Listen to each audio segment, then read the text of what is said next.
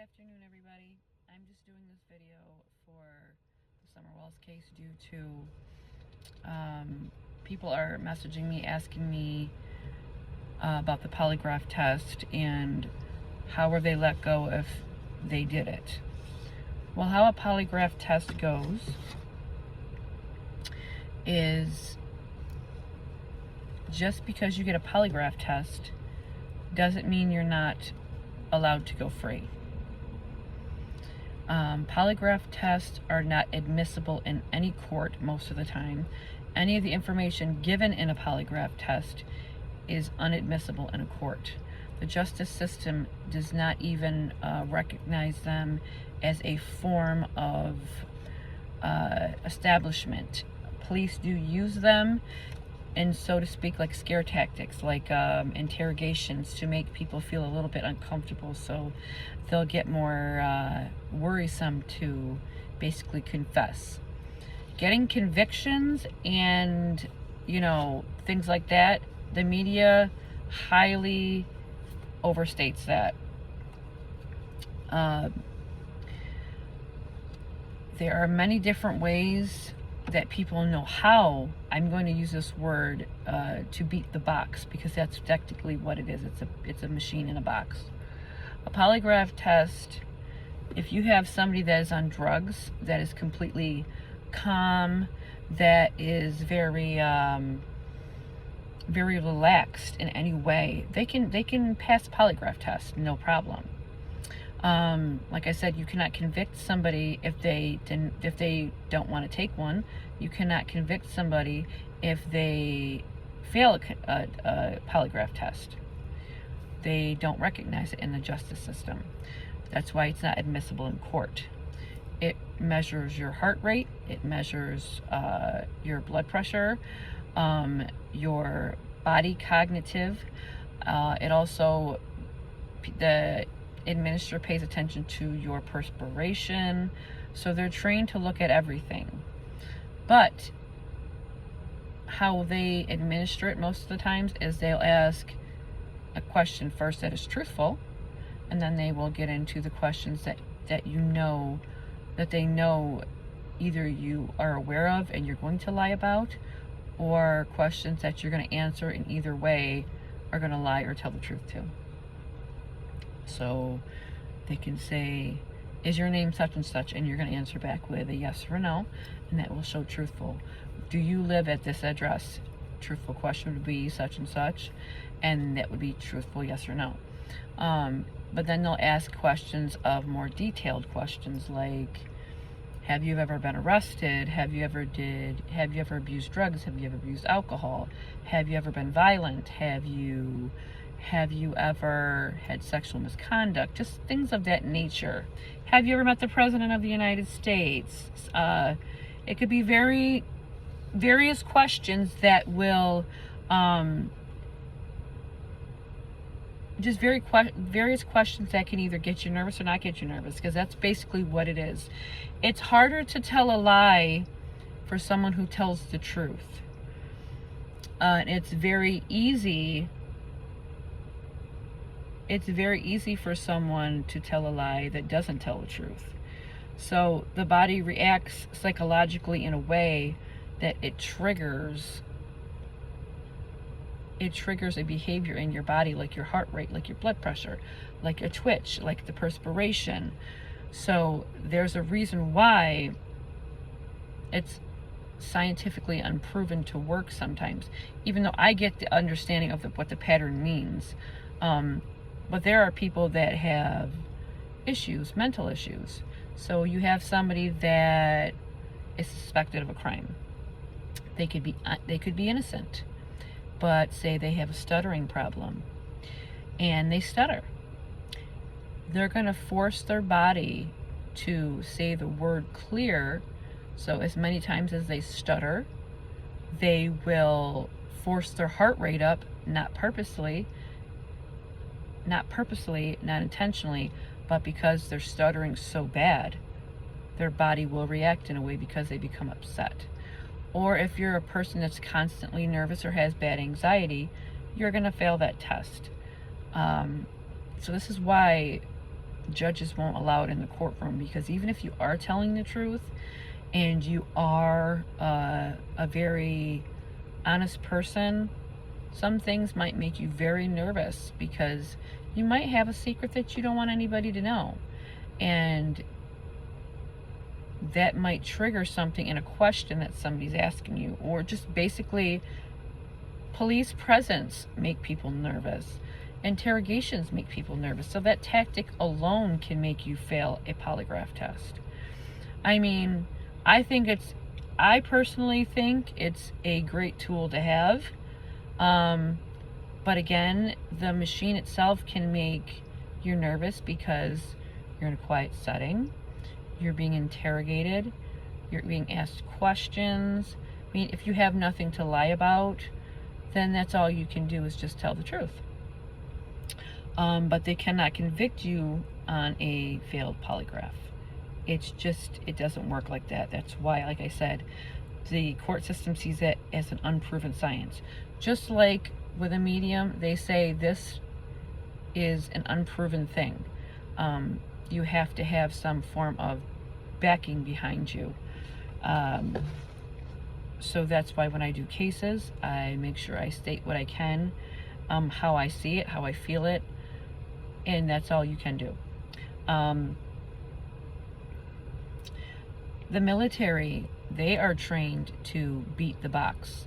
If they are taken hostage by a foreign entity, they are trained to beat the box for interrogations. If they ask questions about where their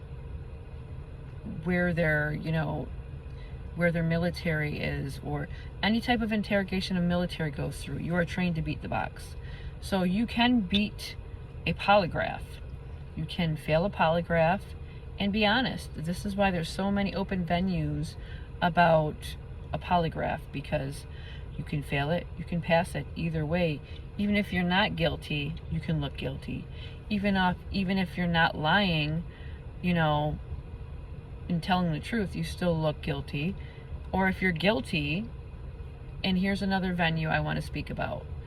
Like I said, if military is if military is been taking hostage at all, they are trained for these types of situations. They are trained to beat the box. If they go and are being tortured, and interrogation is a form of polygraph, they know how to beat that. But if a sociopath takes a polygraph, 9 out of 10, they're going to pass it, because a sociopath is without emotion, without regard. So, and most of the time sociopaths will take some sort of upper or downer to control their urges as well. So they're either medicated or they just don't have the emotion to feel. So when a person given a polygraph to them asks them certain questions, did you murder such and such? Did you do this? They will say no without any remorse, because they don't feel remorse already. So they have no feeling to even admit to it or be afraid of it or deny it, because they can pass it with no issue and not worry if they're going to be in trouble, because they know they can pass it without fail.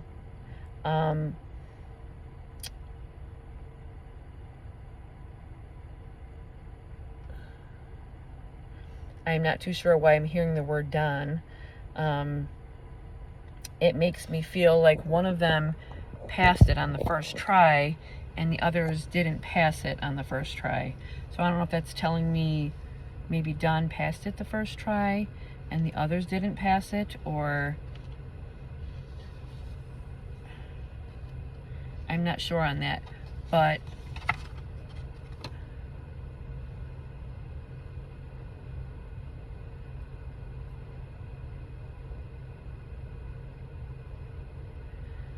and to the other part of this video, I'm being told this female is telling me the word Don, and it's almost as giving me like, I'm almost being told like one passed it on the first try but the others didn't, so they redo it. I'm not too sure. The other questions I did receive: how am I going to question such a little small child? And what I do is I get down to their mentality and I ask them a certain amount of questions first. I ask them, do you know the difference between a lie and a difference between telling the truth? And I ask them anything, and I also tell them anything that they want to tell me, their secret's safe with me. So if they're, okay, children in abuse are always told, most likely, they're always, I'm assuming the children that are being abused, they're either being told, if you tell anybody, they'll get hurt. So a lot of abused children keep their abuse silent and they don't tell anybody. And I feel like Summer Wells would be that child. So I'm going to get down to her emotional level and ask her, you know, do you understand what a lie is and what the truth is? And do you understand what I'm asking you? I'll be asking her about strangers. I'll be asking her numerous questions to get any details that could tell me, was she kidnapped? Was she killed? Did she drown on accident? I'm going to ask all of those questions so that I can get some sort of answer for Summer. A lot of people ask me how I will get her to trust me. Well, children need to feel comfort. So I usually bring a snack. I usually bring some sort of a drink. And I also buy them a little toy.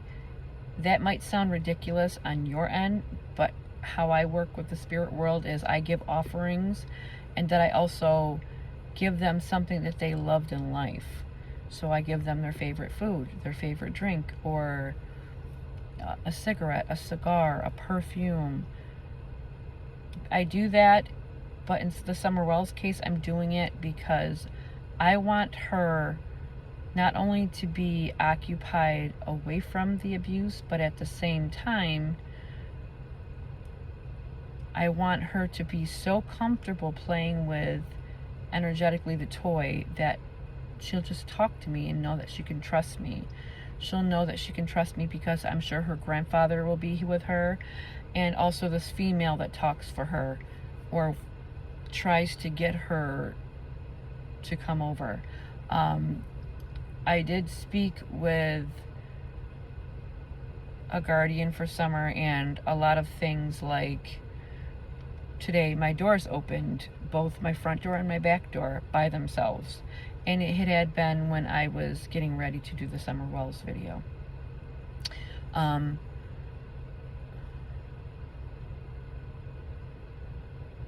don't know if I'm being corrected, or because I heard the word polygraph, so I think I'm being corrected by the grandfather.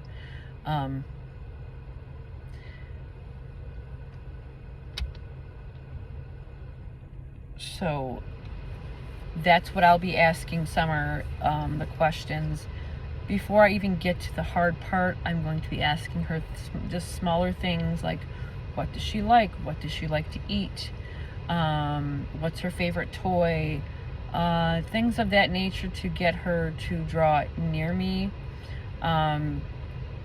This way she can sit with me. Summer would be the type of child I feel like to need something in her hands in order to concentrate. I feel like she was a child of, she always had something in her hands to try to play with, to get her focus off what was going around her.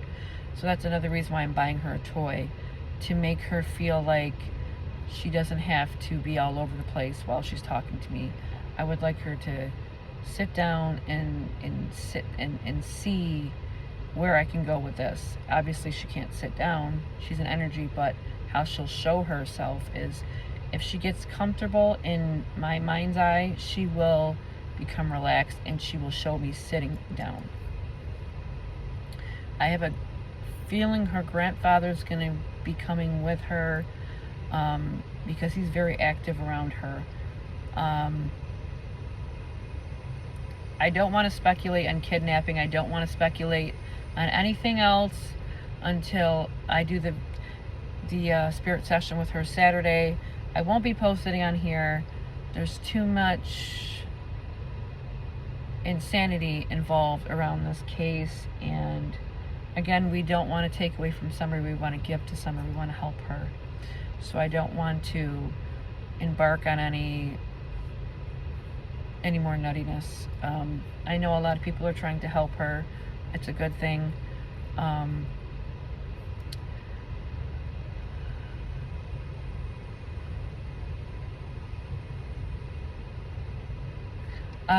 Something odd.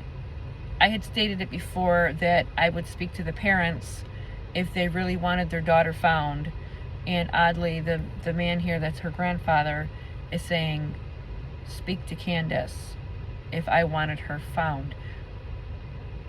Now, does this mean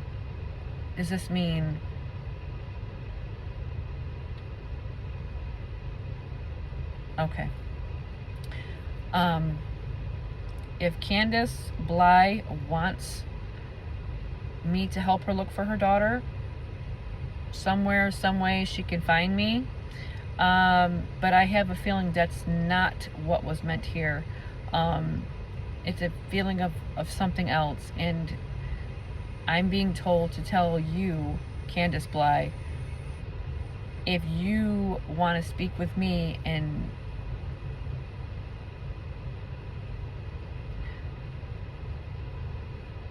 oh, I'm being told no.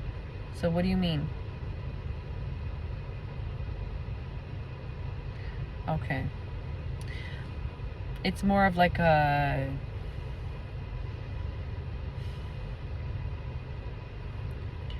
almost like, not, I don't want to say a sarcasm, but it's almost like she can show me where she is basically what I'm being told.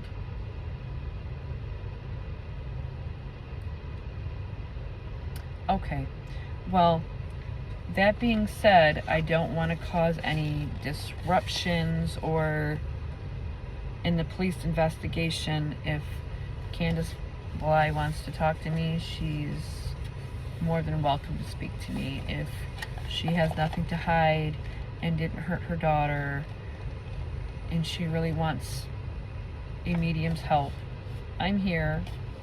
I'm sure there's many people that can pass that word to her. But that's what I'm going to leave it as for now, just because I don't want to carry any insults in this video, and I don't want to stir anything up here. But I'm...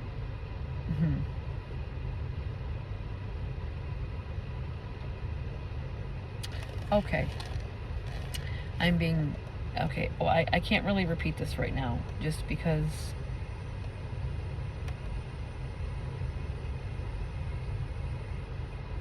I'm being told show, like I'm being told I can be shown where she is. I can be shown where she is. Okay, everybody, you have a great afternoon. But the main focus here was to speak about the polygraph test and what I will be asking Summer on Saturday night. Everybody have a great afternoon, and I will discuss things further next week.